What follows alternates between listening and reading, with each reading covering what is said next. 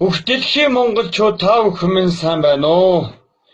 Дээд Монголын хаан Цасдуулын хөтөл дээрээс та бүхнийхэн амрыг альдан золгож байна.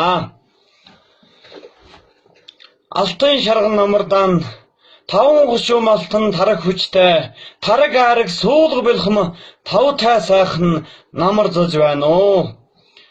Аз жаргал сайн сайхны түн хүсэн зүгнээд архалахын нэгэн сайхан яруу найраг Монгол хүмүүний зүрхний бичээс гэсэн найргийг та бүхэнд уянгалж өгье.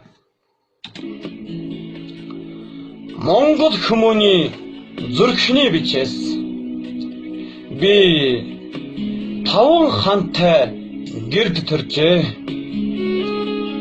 Би таван твтэй дэлхийд төржээ.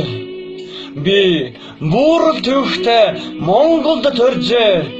Би бурхад мэндэлдэх дорнд төржээ. Бүйтхийн минь хонх намайг хөлд оруулсан, ботхоно буйла намайг хэлд оруулсан, оохай гэнбо надад жигөр ургуулсан, уртын дуу надад ухаан сараасан. Эвдэрвэс бид хуваахийн хүрд шүү. Эвдэрвэс бид үржүүлэхийн хүрд шүү. Энэ бол миний зүрхний бичээс эвлсэн цагтаан цөө Монгол олны олноос дутхгүй.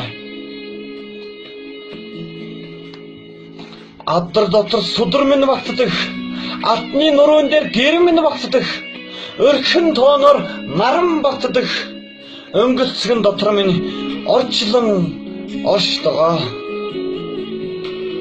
Эвдэрвэс бид чин улсын бошгины буул Монгол шүү.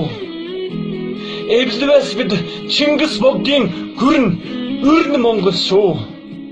Энэ бол миний зүрхний бичээс эвлсэн цагтаа муу Монгол сайны сайнаас лав дутахгүй. За баярлалаа та бүхэндээ. Бүхэл монголчууд маань их хэлдэн хайртай байгаасай. Эх орноо хамгаалж байгаасай. Үеийн үедэн Монгол орон байгаасай. Энэ үндэстэндээ хариуцлагатай байгаасай.